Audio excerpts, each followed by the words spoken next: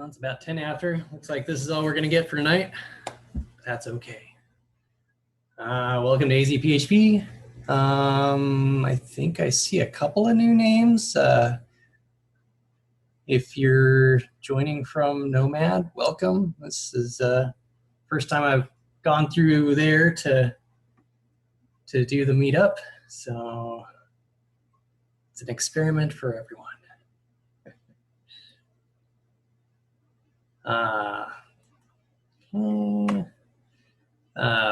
azPHP, sponsored by Pagely, which I work for, and so does Josh, one of our co-hosts. Also by JetBrains. Sometimes we get awesome free stuff from them. And not for this meetup, though. So not much of an agenda, especially with only a couple of people attending. If anyone has any announcements, and you can throw it in chat or however you want.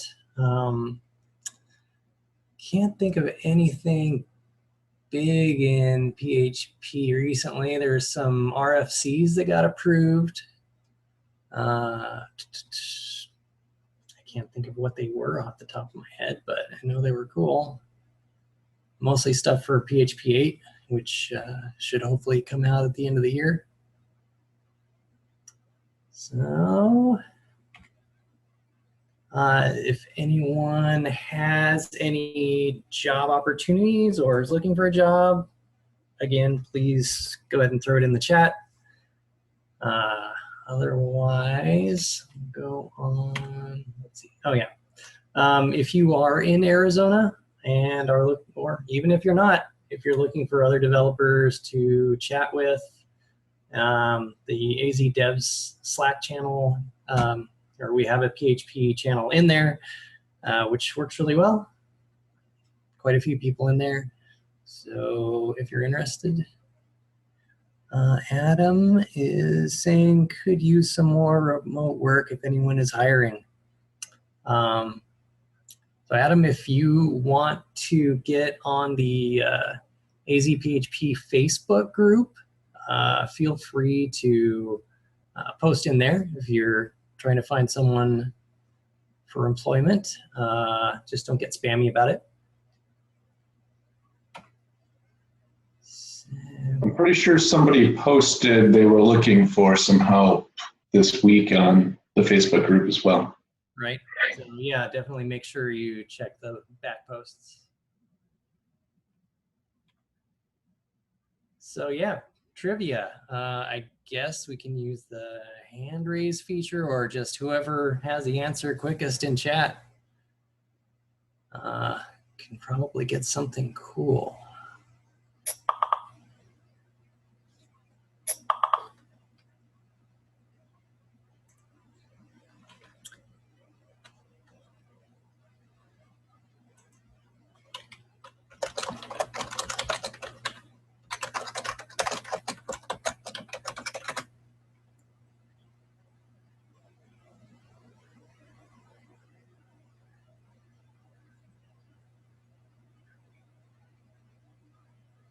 So yes, sort of a trick question, but this was going to be the major work for PHP 6.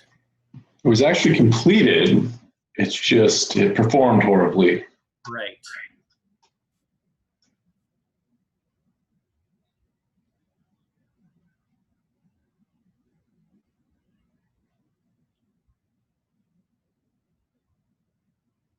Hey, Mike, if you're still around.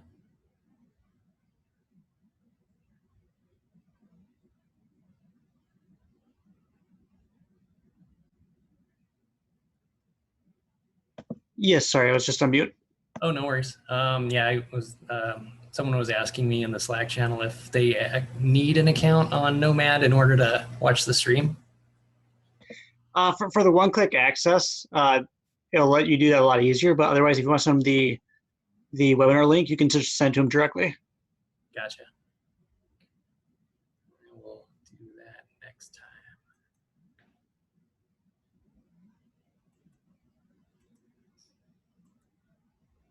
So we got one more coming. All right, does anybody have an answer for the trivia? Just All right, Chris just joined. Chris, Chris probably. you got an answer? Feel free to post it in chat.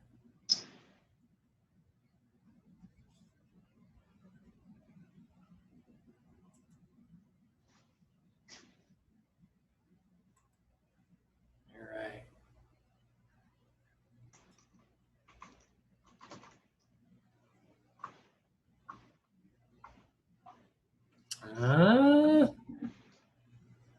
I mean, that goes hand in hand with what I was looking for. But yeah, I mean, the big one was Unicode, right? And it didn't, well, I mean, yeah, like Josh said, code was done, but it didn't work well.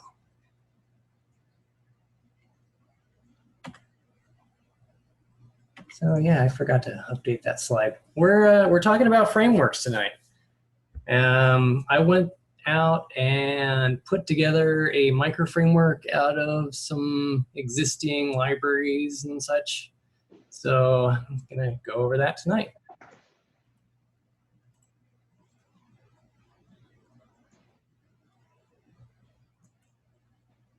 And if anyone has any questions during this, feel free to just throw it in the chat. I'll try and keep an eye on it. So yeah, building framework. If any of you don't know who I am, I'm Gordon Forsyth.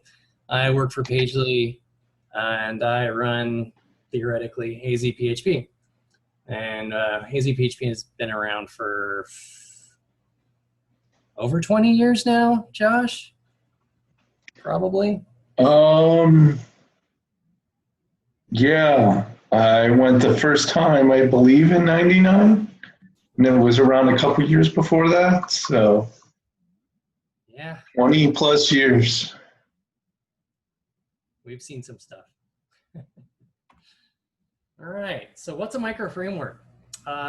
So micro framework usually consists of three main things. A dependency injection container or service locator.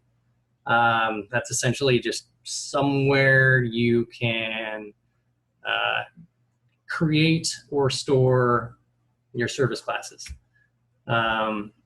A dispatcher and middleware, normally if you're doing a web API, which 99% of the time, yeah, that's what we're gonna do.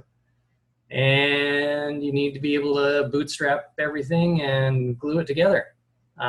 Usually comes in the form of just documentation of how you would normally put things together. Oh yeah, and documentation. I didn't do any for my framework, but that's because I finished it in probably maybe 5 hours. Yeah, all right. So first step, got a dependency container. My previous presentation was on dependency injection containers. I tried out probably 4 or 5 of them, and there were some issues with quite a few of them. Mainly in that we're just, yeah, I'll get to that in a second. Yeah, so these were the things I was looking for in a dependency injection container. Auto wiring, which means your dependency injection container will actually look at the constructor of a class and construct objects for you. This is like, this is dependency injection. This is just how things should be done, and it makes coding wonderful. You don't have to create a bunch of factories or things like that. For the things that can't be auto-wired, like strings for API keys, you need to be able to define those, but again, without being a pain in the butt. You need to be able to share objects. So let's say you have your database abstraction or something like that. You only want one instance of it, right? Because you don't want to have multiple connections to your database. Also, if there's any like caching or anything like that internally, you only want one instance of it. Usually same for logging. You know, pretty much anything, yeah, you just want one instance of that's going to be used in constructing any of your services. Aliases.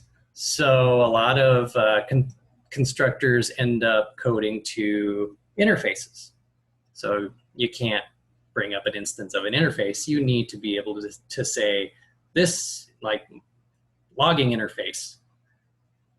I'm going to use monologue. Okay, so you need to be able to say wherever your dependency injection container sees logger interface, use monologue instead. And finally, not be a pain in the butt to configure. That was the hardest one, really.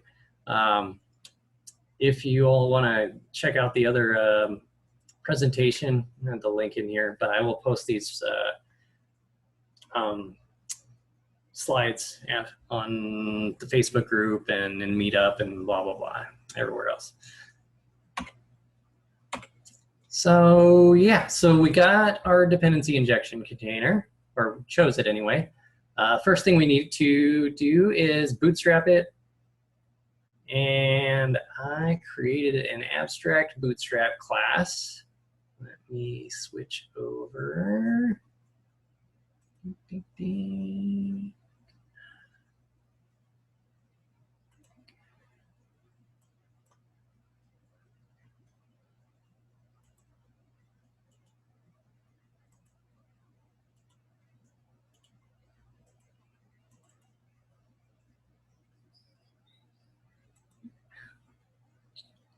Sorry, trying to close everything else. Too many windows. So yeah, not a whole lot to it. Here is our injection or DI container. I forgot to say it's ARN. It's very little heard of, but it's great.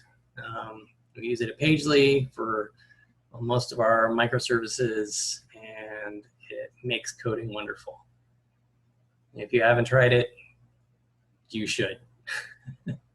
So yeah, I got a little bit ahead of myself at this branch and started preparing for middlewares and started putting in stuff for our dispatcher, but disregard that for the moment. So our constructor, like, that's it. Just starting up an instance of our DI container. That's it. The next piece of the bootstrap is preparing our dependency injection. So the idea for this one is I'm going to have a series of configurators. Hold on one second.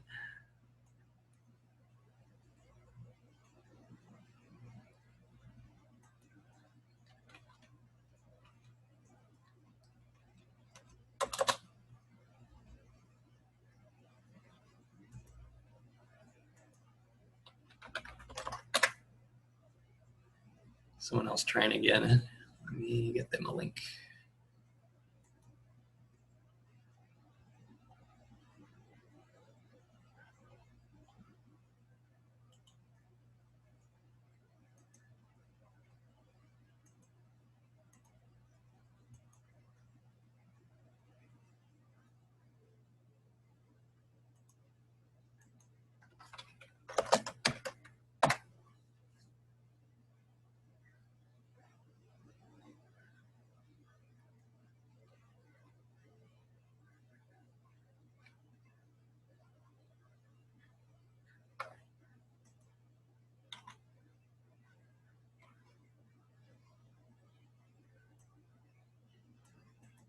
Sorry, just waiting to see if Sam can get in here.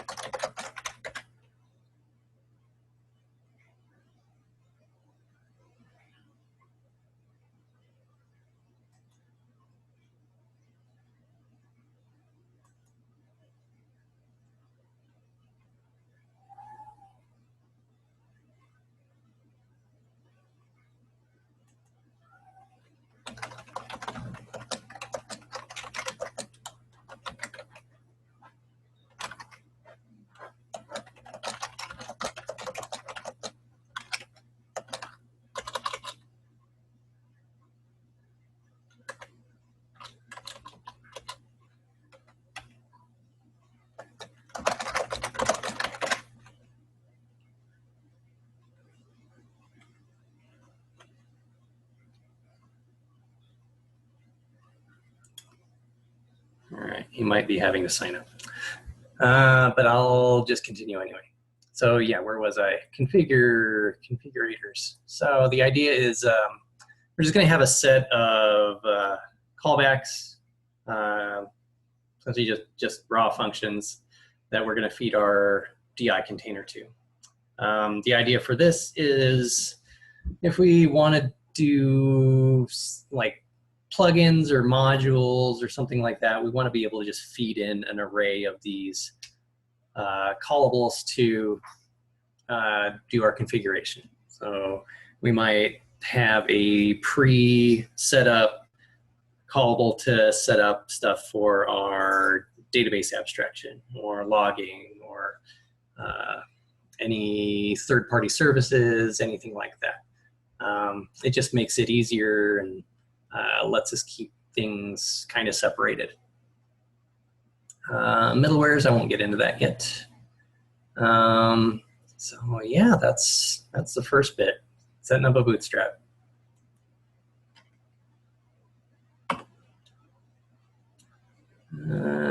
So what should I do? Create an instance of a DI container, blah, blah, configure the container, configure middlewares and routes. So we're not to that yet.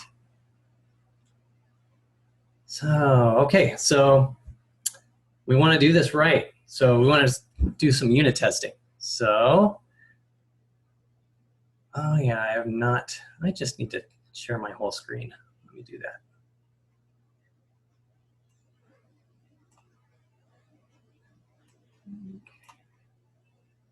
This over here. Hopefully this works okay, because I know I have a pretty big monitor, but it's not 4K, so things should be okay to view.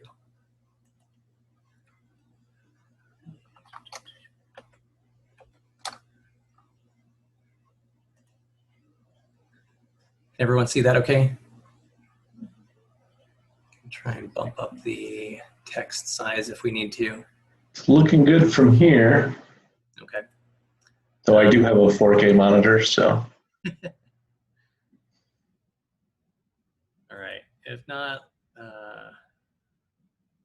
larger might be better. Okay. Let me see if I can find font size.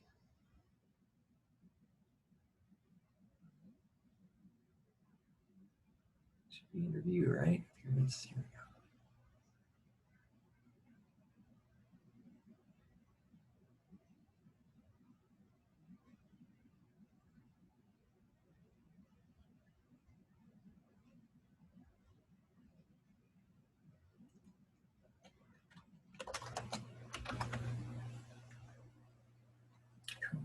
Really? Okay.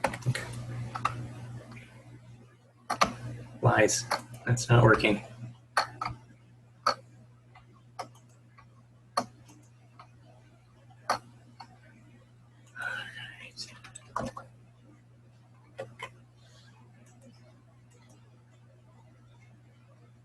No. Guess you have to actually turn that on. There we go.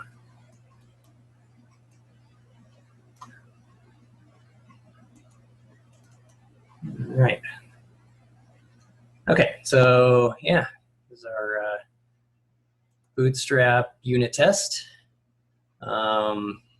Pretty much all it's going to do is make sure that when I create a new Bootstrap and prepare it, that I end up getting a DI container and that I can create our logger with it. So,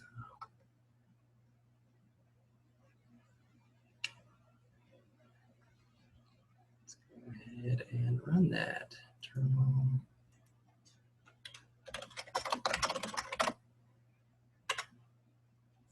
And I obviously broke something.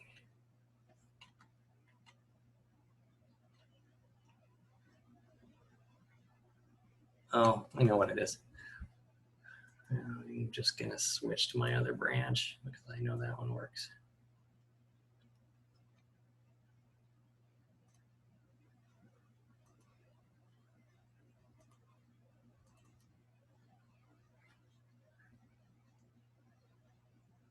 So yep, this guy's got quite a few more things. So here's an example of one of our little callbacks. Super simple. It's a function, takes the injector, and just does a couple of little configurations in it. This is just aliasing anything that says logger interface. I'm going to use my test logger. I'm also sharing logger interface and sharing our testing middleware. So, can test this.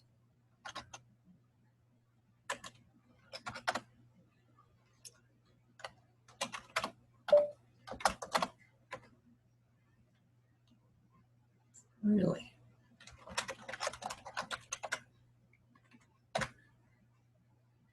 Oh, I know this was working before.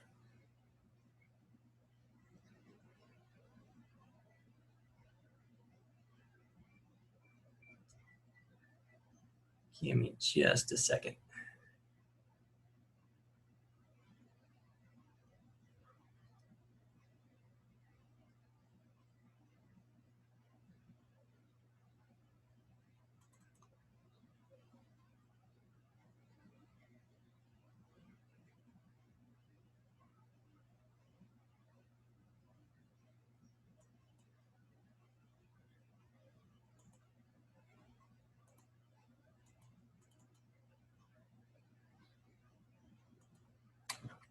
Helps if I run the right thing.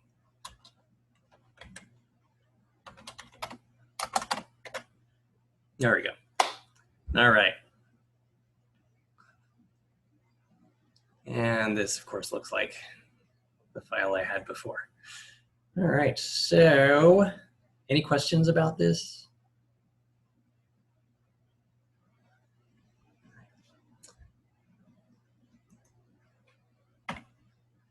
What else we got? We did our unit bootstrap test. All right, let's move on to our dispatcher and middlewares. I decided to use Relay for this. Hold on one second, let me stop this noise.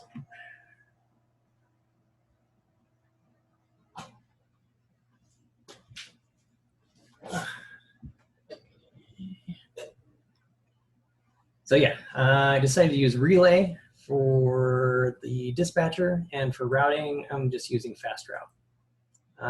There are many different dispatchers and many different routers for PHP. I just kind of picked a couple that looked like they were going to work. And one of the big ones that gets used in most frameworks right now is the Diactoros dispatcher, which is part of the former Zen framework and now Laminus framework. I can't say that one is necessarily better than the other. I just decided to pick Relay to see what it was like. You know, routers are, you know, a dime a dozen right now. FastRoute's pretty popular, and they have some relatively good benchmarks to back it up. So, adding a routes configuration file, which will specify what routes we want. I'm not going to go into all the configuration for Relay and FastRoute. I will just show you to the Bootstrap. And where was that stuff?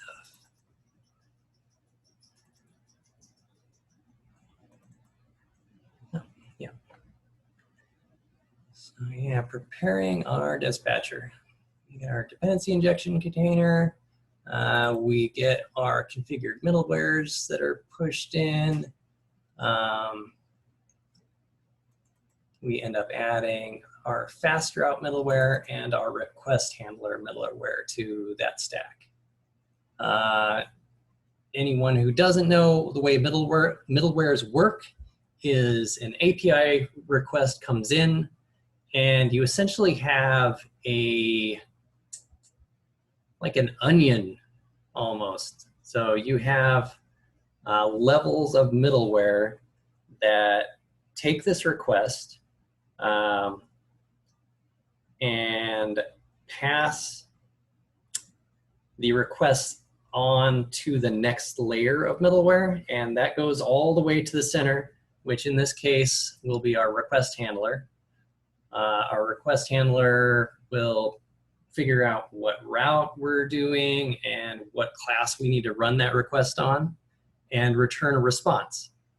The response comes back out of that middleware pile, and each of those middlewares in turn can act on that response as it goes out. This means, so for example, you, on the very outer edge of your middlewares, you probably would want a error middleware handler. So if anything throws an exception, you don't want to just like, throw a white screen at whoever is looking at your service. You probably also want to log whatever happened, or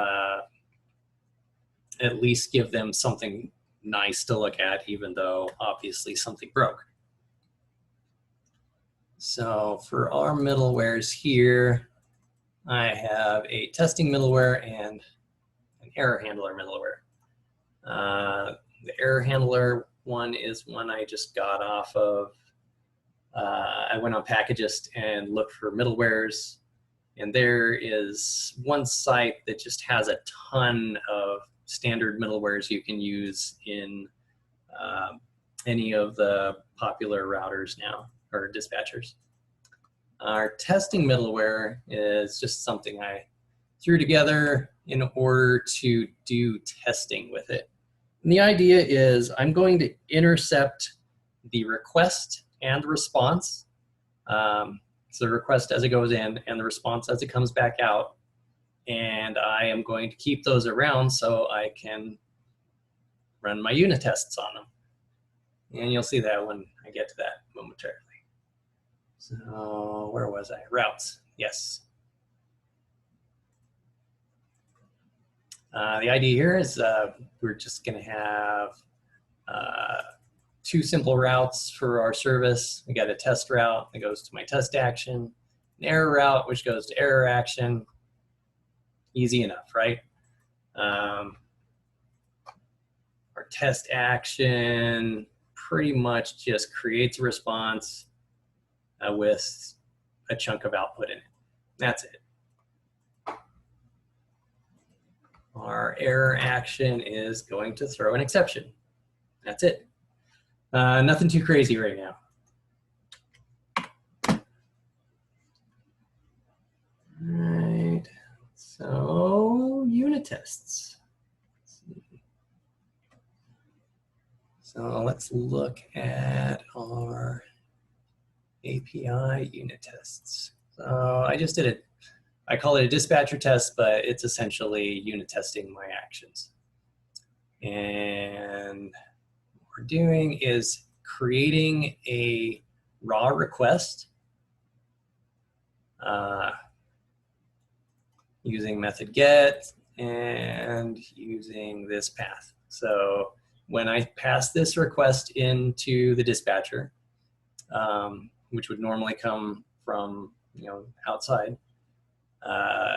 we should end up with the test response that we got from the action itself.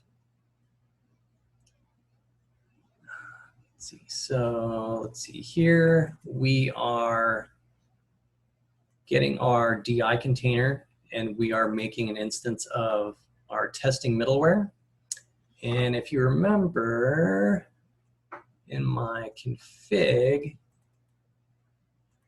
we're setting our testing middleware to shared.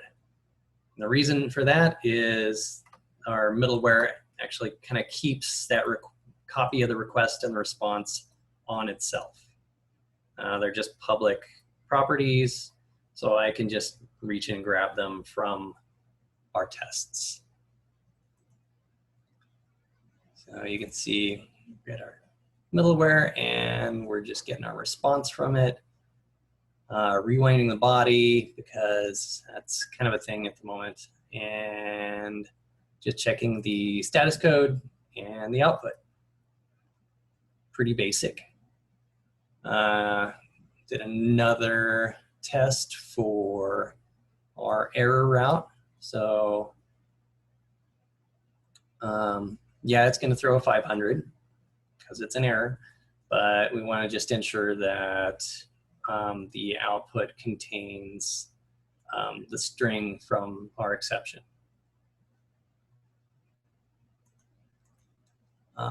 One other thing we can do here is the error handling middleware also responds to specific content types.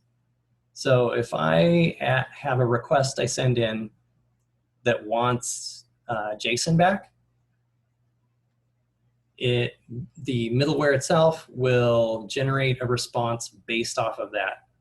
So it will actually return a response with JSON. So that's where I'm checking here. So we got those. Going around. I'm in the right place. Test pass. What other tests did we have? That was it. We had a unit bootstrap test and a dispatcher test. Boom, we've made a micro framework. I haven't actually utilized it to, create a project yet, but again, it's like a 5-hour-old framework. I don't know that I'd completely trust it yet. So yeah, also, there's absolutely zero documentation on this thing. The repo is going to be available, so people you can play with it. Feel free. Submit PRs, whatever you want.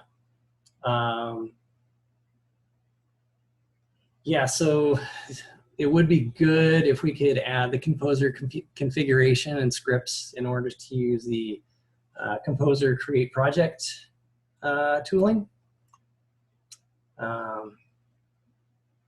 Because we're not going to actually extend the framework itself, right? You're going to have your own project, and it's just going to use the framework as a skeleton, essentially. Let's see. So yeah, what else can we do with this? So if we need any authorization stuff, there's middleware for that. We need validation. There's probably middleware for that, or I mean, it's not that difficult to create yourself at this point. Audit logging, again, middleware. I need a database abstraction. This is the awesome thing about micro frameworks. You can do whatever you want to do with them. You want to use Doctrine? Fine. You want to use Propel? I don't even know if it's even around anymore. That's fine. You want to build your own, use a raw PDO, whatever you need. You do whatever comes. Obligatory, with great power comes great responsibility, blah, blah, blah. Because, you have people that want to use your stuff and you throw out bad code, well, you're giving us all that. So yeah, we made a micro framework. What actually is our micro framework? What's in the source? We got Bootstrap, namespace, and one file. We have an abstract class that's about 80 characters long. That's our micro framework. And the majority of the code we wrote was for testing and test implementation. So this kind of goes to show it's not hard to build something from scratch if you want to. Also, yeah, we got 100% test coverage, so awesome. And think that's pretty much all we got.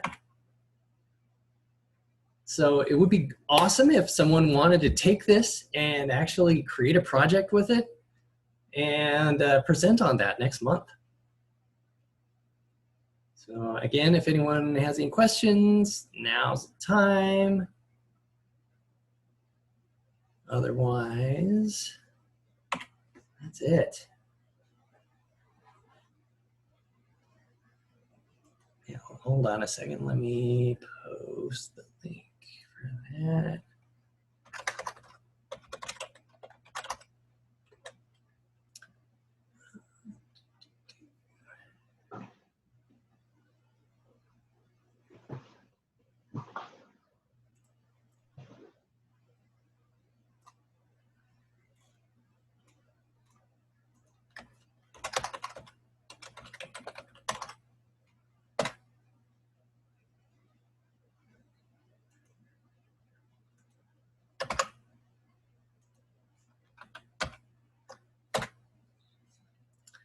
So does this conform to the typical container interface?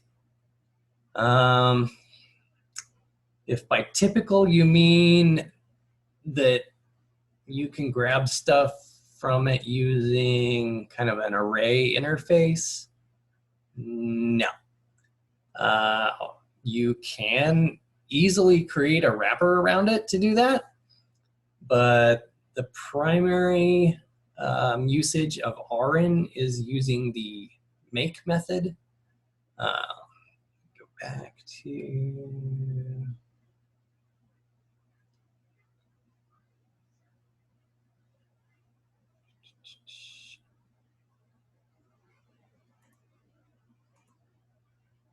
yeah, so this is getting our container, and the container itself has a make method, which you just tell it what class you want made.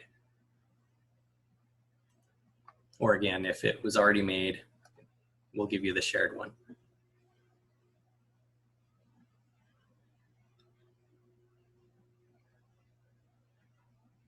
Right. Yeah.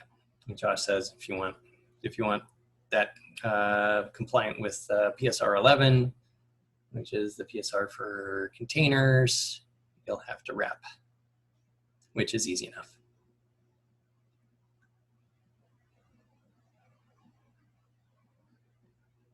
Any other questions?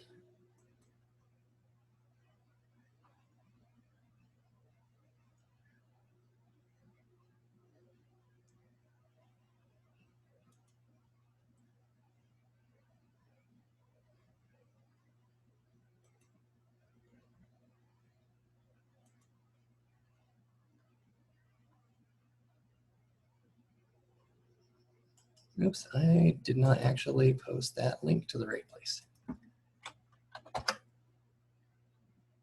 Everyone, there. There's the repo.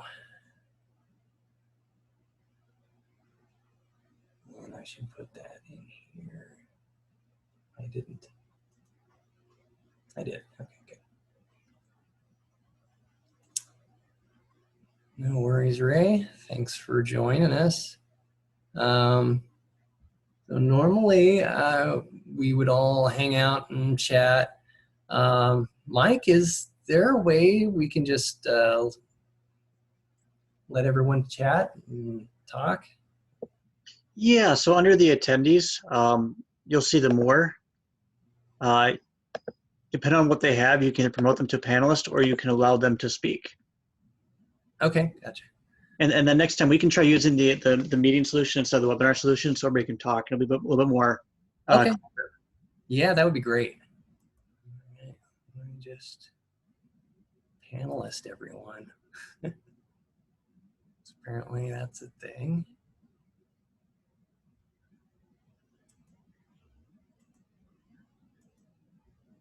Hello? I heard someone. Who dat? It's Chris. Hey, Chris. Mike. I can't start video because I'm only a panel. stopped it. That's okay. Hey, we can all talk now. Everyone's a panelist. Yay. You know, it's Earned it. it's interesting how little code you have to write to have a framework these days. Exactly. It's great. Yeah. Yeah, that was pretty impressive in terms of like how short the actual code was. Right. I was too afterwards. That's why I made that one slide. I was like, wait, what did I actually just make here? That's it? Yeah, there's more code in the glue and the configuration than there was in the framework itself. Well, I mean, is that because the framework itself composed of pre-made pieces? I mean, that's valid too. Yeah. I mean, the bulk of the code is in the router and the dependency injector, which isn't a bad thing, but Right. I mean, I don't want to write that myself. right. No. I mean, I could. That would be a great presentation, but that's for someone else to do. Right, but I mean, even when you look at most of the big frameworks out there, they're really the same thing. I mean, some people are re-implementing their own middleware dispatcher, but you know, there's a lot more frameworks than the 3 middleware dispatchers that are commonly used. Right.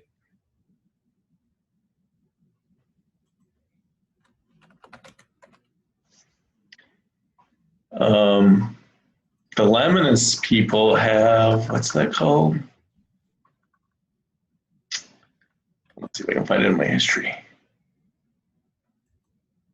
They have like a micro framework generator that generates that 80 line class depending on like 3 different PSR 7s and 3 different PSR 15s and like 5 different template languages. Yeah, so there's a fancy little CLI that you just run through to create whatever you need.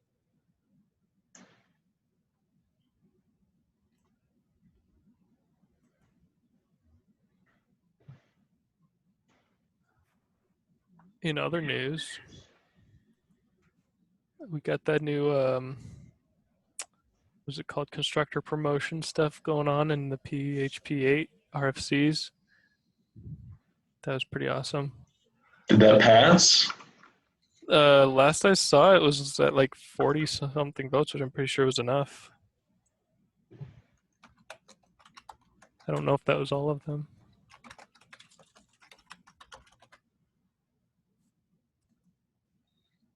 Let's take a look. Constructor argument promotion. That was the RFC I was least excited about. Right.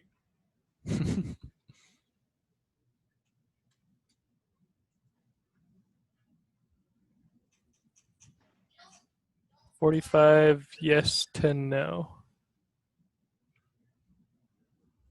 Pretty sure it was like one of the 2/3 ones, right, or something.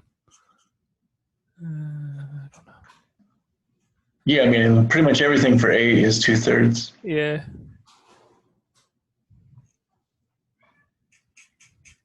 Because you can do, you know, backwards incompatible changes. Mm-hmm. That wasn't the one I wanted. The other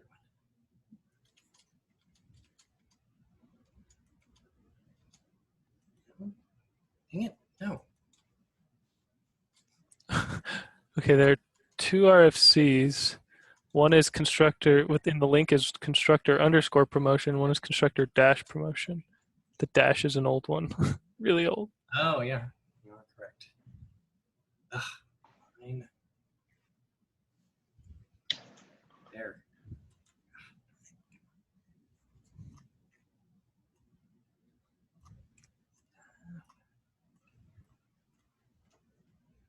Did you guys see that the named arguments got picked up again?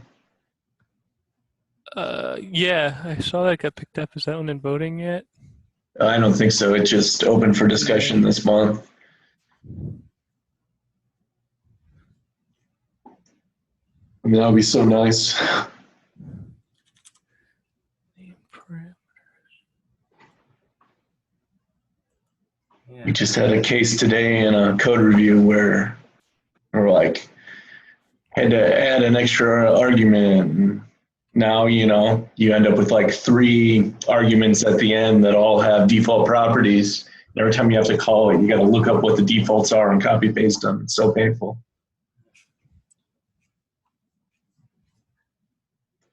Wow. Ooh, what is? Looks like this passed. Yeah. What is this PHP namespace and core? I haven't seen this one yet. It doesn't look like it's passing, but maybe. Hold on. I mean, it's 45 to 10. Yeah. It's a pretty good Kind one. of surprised.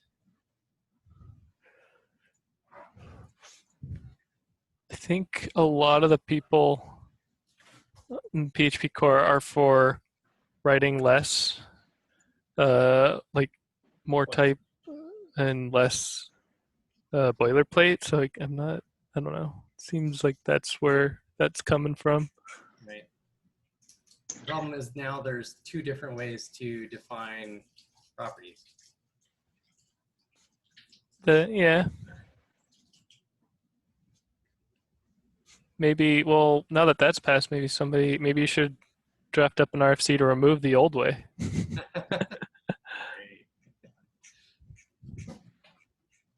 Except I think they want to maintain that much backwards compatibility.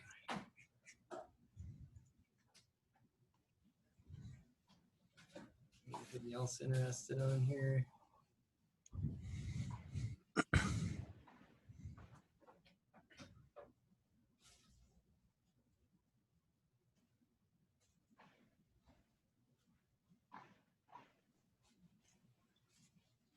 I got to go on mute for just a minute. Is anybody working on anything interesting?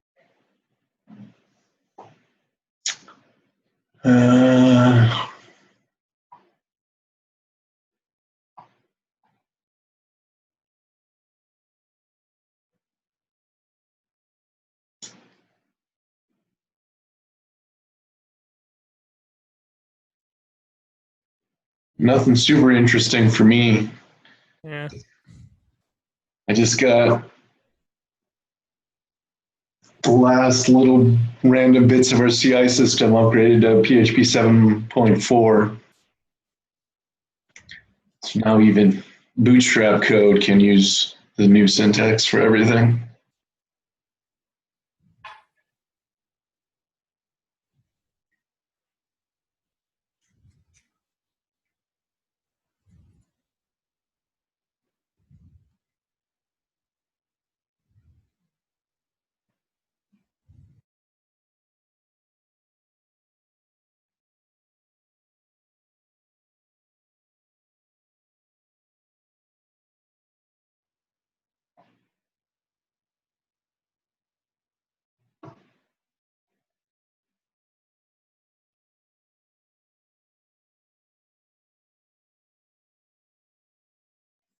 Okay, I'm back.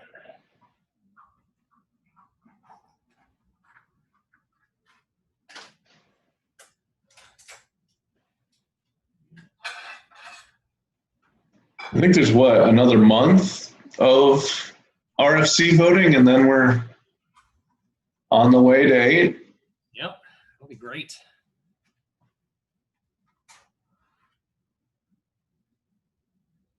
This is the first time learning that there was actually voting on features. This is all new to me. This is cool.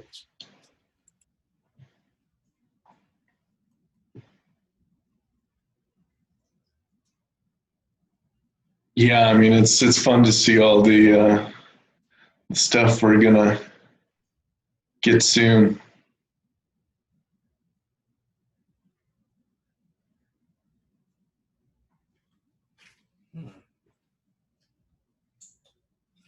Interesting. So you can proposal is to use variables like you would normally.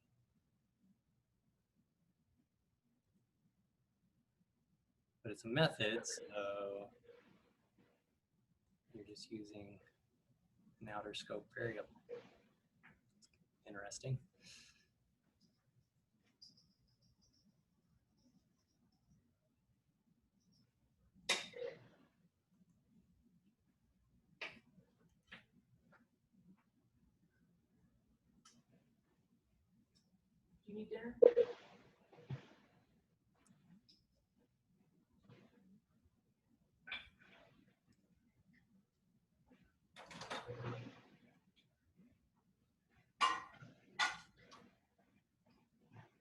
Nothing out really jumping out at me.